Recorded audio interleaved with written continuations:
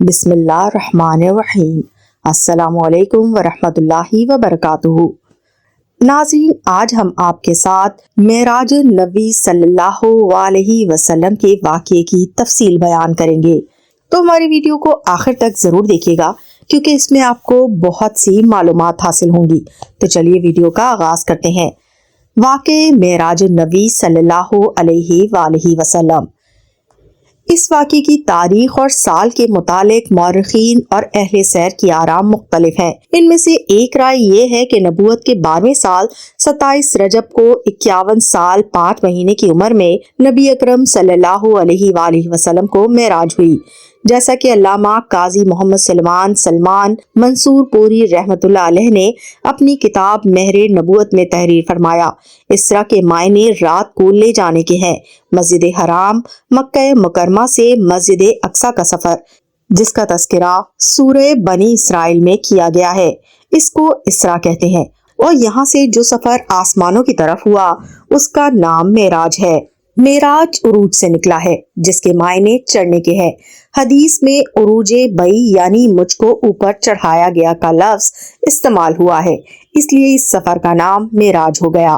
اس مقدس واقعے کو اسرا اور معراج دونوں ناموں سے یاد کیا جاتا ہے۔ اس واقعے کا ذکر سورہ نجم کی آیات میں بھی ہے۔ سورہ نجم آیت نمبر 13 تا 18۔ پھر وہ قریب آیا اور جھک پڑا، یہاں تک کہ وہ 2 کمانوں کے فاصلے کے برابر قریب آ گیا، بلکہ اس سے بھی زیادہ۔ اس طرح اللہ نے اپنے بندے پر جو وحی نازل فرمانی تھی وہ نازل فرمائی۔ سورہ نجم کی آیت نمبر 13 تا 18 میں وضاحت ہے کہ حضور اکرم صلی اللہ علیہ وآلہ وسلم نے اس موقع پر بڑی بڑی نشانیاں معجزہ فرمائیں، اور حقیقت یہ ہے کہ انہوں نے اس فرشتے کو ایک اور مرتبہ دیکھا ہے، اس بیر کے درخت کے پاس، جسے سدرۃ المنتہا کہتے ہیں۔ اس کے پاس جنت الماوا ہے۔ اس وقت اس بیر کے درخت پر وہ چیزیں چھائی ہوئی تھی جو بھی اس پر چھائی ہوئی تھی۔ نبی کی آنکھ نہ تو چکرائی اور نہ حد سے آگے بڑھی۔ سچ تو یہ ہے کہ انہوں نے اپنے پروردگار کی بڑی بڑی نشانیوں میں سے بہت کچھ دیکھا ہے، اور یہ واقعہ احادیث متواترہ سے بھی ثابت ہے، یعنی صحابہ کرام، تابعین اور تبع تابعین کی ایک بڑی تعداد سے معراج کے واقعے سے متعلق احادیث مروی ہے۔ انسانی تاریخ کا سب سے لمبا سفر۔ قرآن کریم اور احادیث متواترہ سے ثابت ہے کہ اسرا اور معراج کا تمام سفر صرف روحانی نہیں بلکہ جسمانی تھا، یعنی نبی کریم صلی اللہ علیہ وسلم کا یہ سفر کوئی خواب نہیں تھا بلکہ ایک جسمانی سفر اور عینی مشاہدہ تھا۔ یہ ایک معجزہ تھا کہ مختلف مراحل سے گزر کر اتنا بڑا سفر اللہ تعالیٰ نے اپنی قدرت سے صرف رات کے ایک حصے میں مکمل کر لیا۔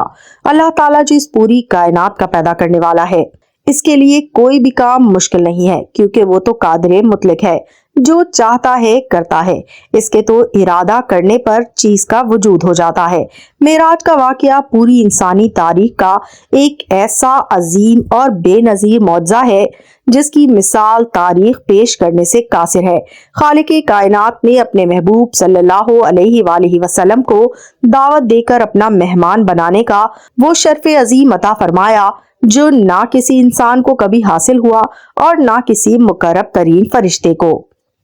واقعہ معراج کا مقصد۔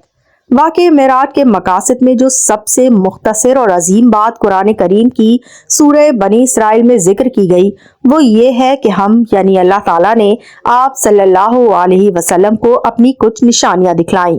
اس کے مقاصد میں سے ایک اہم مقصد اپنے حبیب محمد مصطفیٰ صلی اللہ علیہ وسلم کو وہ عظیم و شان مقام و مرتبہ دینا ہے جو کسی بھی بشر حتیٰ کہ کسی مقرب ترین فرشتے کو نہیں ملا اور نہ ملے گا۔ نیز اس کے مقاصد میں امت مسلمہ کو یہ پیغام دینا ہے کہ نماز ایسا محتمم بشان عمل اور عظیم عبادت ہے کہ اس کی فرضیت کا اعلان زمین پر نہیں بلکہ ساتوں آسمان پر بلند و اعلیٰ مقام پر معراج کی رات میں ہوا۔ نیز اس کا حکم حضرت جبرائیل علیہ السلام کے ذریعے نبی کرم صلی اللہ علیہ وسلم تک نہیں پہنچا، بلکہ اللہ تعالیٰ نے فرضیت نماز کا تحفہ بذات خود اپنے حبیب حضرت محمد مصطفیٰ صلی اللہ علیہ وسلم کو عطا فرمایا۔ نماز اللہ تعالیٰ سے تعلق قائم کرنے اور اپنی ضرورتوں اور حاجتوں کو مانگنے کا سب سے بڑا ذریعہ ہے۔ میری دعا ہے کہ اللہ تعالیٰ ہمیں نماز پڑھنے کی توفیق عطا فرمائے، اور ہمیں اس بات کو یاد رکھنا چاہیے کہ ہمیں نماز کی پابندی لازمی کرنی چاہیے۔ اللہ تعالیٰ ہماری اور آپ کی مدد فرمائے، آمین ثم آمین۔ کمنٹ میں آمین ضرور لکھیے گا۔ واقعہ معراج کی مختصر تفصیل۔ اس واقعے کی مختصر تفصیل یہ ہے کہ حضور اکرم صلی اللہ علیہ وسلم کے پاس سونے کا تشت لایا گیا جو حکمت اور ایمان سے پر تھا۔ آپ صلی اللہ علیہ وسلم کا سینہ چاک کیا گیا، پھر اسے زمزم کے پانی سے دھویا گیا، پھر اسے حکمت اور ایمان سے بھر دیا گیا، اور پھر بجلی کی رفتار سے تیز چلنے والی ایک سواری یعنی براق لائی گئی جو لمبا سفید رنگ کا چوپایا تھا۔ اس کا قد گدھے سے بڑا اور خچر سے چھوٹا تھا۔ وہ اپنا قدم وہاں رکھتا جہاں تک اس کی نظر پڑتی۔ آپ صلی اللہ علیہ وسلم کو اس پر سوار کر کے بیت المقدس لے جایا گیا۔ وہاں تمام انبیاء کرام نے حضور اکرم صلی اللہ علیہ وسلم کی اقتداء میں نماز پڑھی۔ پھر آسمانوں کا سفر شروع ہوا۔ پہلے آسمان میں حضرت آدم علیہ السلام، دوسرے آسمان میں حضرت عیسیٰ علیہ السلام اور حضرت یحییٰ علیہ السلام، تیسرے آسمان پہ حضرت یوسف علیہ السلام، چوتھے آسمان پہ حضرت ادریس علیہ السلام، پانچویں آسمان پہ حضرت ہارون علیہ السلام، چھٹے آسمان پہ حضرت موسیٰ علیہ السلام، ساتویں آسمان پہ حضرت ابراہیم علیہ السلام سے ملاقات ہوئی۔ اس کے بعد بیت المعمور حضور اکرم صلی اللہ علیہ وسلم کے سامنے کر دیا گیا، جہاں روزانہ 70,000 فرشتے اللہ کی عبادت کے لیے داخل ہوتے ہیں جو دوبارہ لوٹ کر نہیں آتے۔ پھر آپ صلی اللہ علیہ وسلم کو سدرۃ المنتہا تک لے جایا گیا۔ آپ صلی اللہ علیہ وسلم نے دیکھا اس کے پتے اتنے بڑے ہیں جیسے ہاتھی کے کان ہوں، اور اس کے پھل اتنے بڑے ہیں جیسے مٹکے ہوں۔ جب سدرۃ المنتہا کو اللہ کے حکم سے ڈھانکنے والی چیزوں نے ڈھانک لیا تو اس کا حال بدل گیا۔ اللہ کی کسی بھی مخلوق میں اتنی ہمت نہیں کہ اس کے حسن کو بیان کر سکے۔ سدرۃ المنتہا کی جڑ میں 4 نہریں نظر آئیں، 2 باطنی نہریں اور 2 ظاہری نہریں۔ حضور اکرم صلی اللہ علیہ وسلم کے دریافت کرنے پر حضرت جبرائیل علیہ السلام نے بتایا کہ باطنی 2 نہریں جنت کی نہریں ہیں اور ظاہری 2 نہریں فرات اور نیل ہیں۔ فرات عراق میں اور نیل مصر میں ہے۔ نماز کی فرضیت۔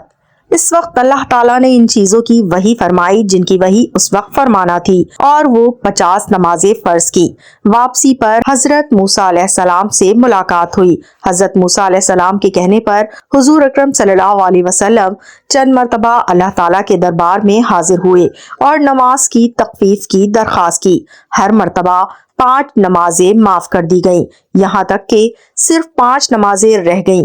حضرت موسیٰ علیہ السلام نے اس پر بھی مزید تخفیف کی بات کی، لیکن اس کے بعد حضرت محمد مصطفیٰ صلی اللہ علیہ وسلم نے کہا، مجھے اس سے زیادہ تخفیف کا سوال کرنے میں شرم محسوس ہوتی ہے، اور میں اللہ کے اس حکم کو تسلیم کرتا ہوں۔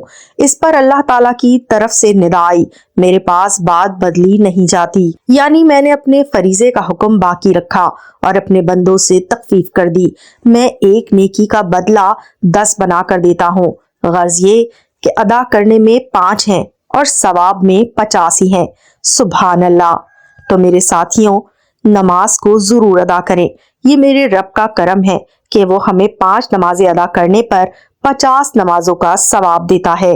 معراج کے موقع پر حضور اکرم صلی اللہ علیہ وسلم کو ملنے والے انعامات۔ معراج کے موقع پر حضور اکرم صلی اللہ علیہ وسلم کو 3 انعامات دیے گئے۔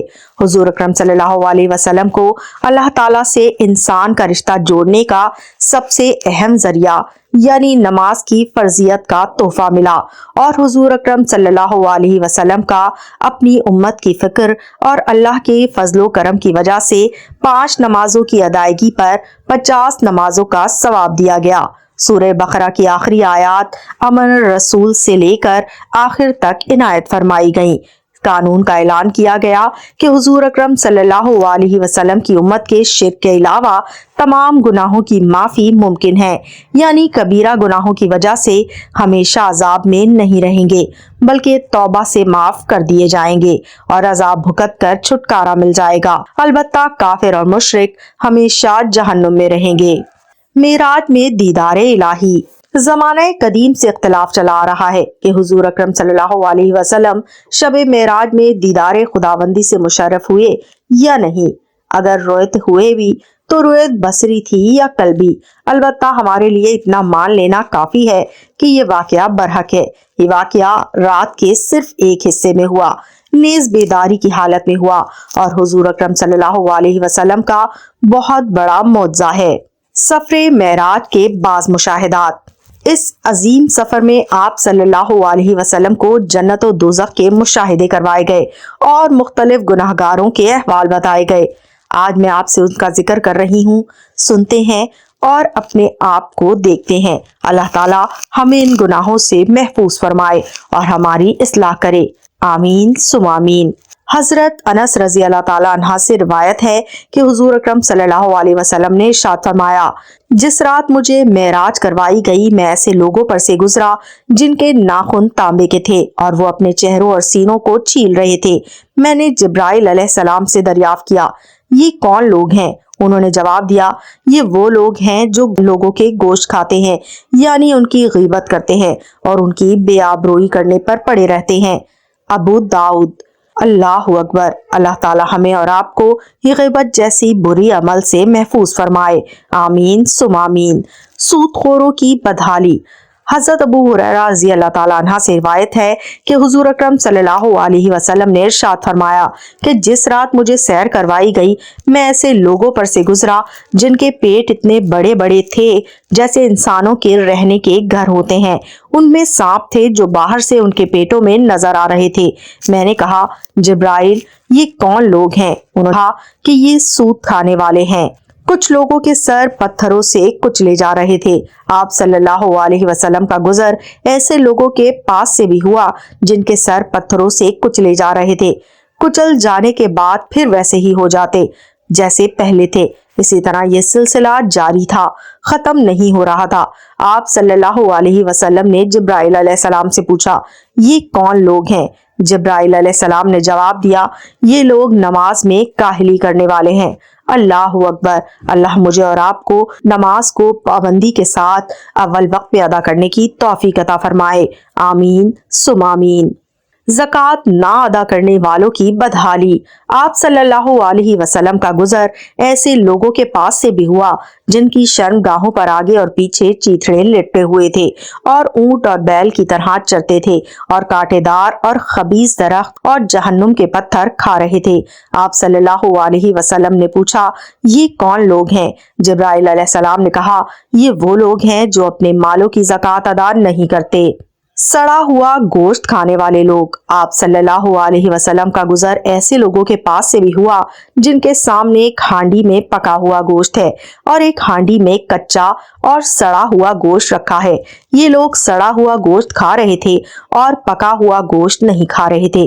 آپ صلی اللہ علیہ وسلم نے پوچھا، یہ کون لوگ ہیں؟ جبرائیل علیہ السلام نے کہا، یہ وہ لوگ ہیں جن کے پاس حلال اور طیب عورتیں موجود ہیں مگر وہ زانیہ اور فاحشہ عورت کے ساتھ شباشی کرتے ہیں اور صبح تک اس کے ساتھ رہتے ہیں، اور وہ عورتیں ہیں جو حلال اور طیب شوہر کو چھوڑ کر کسی زانی اور بدکار کے ساتھ رات گزارتی ہیں۔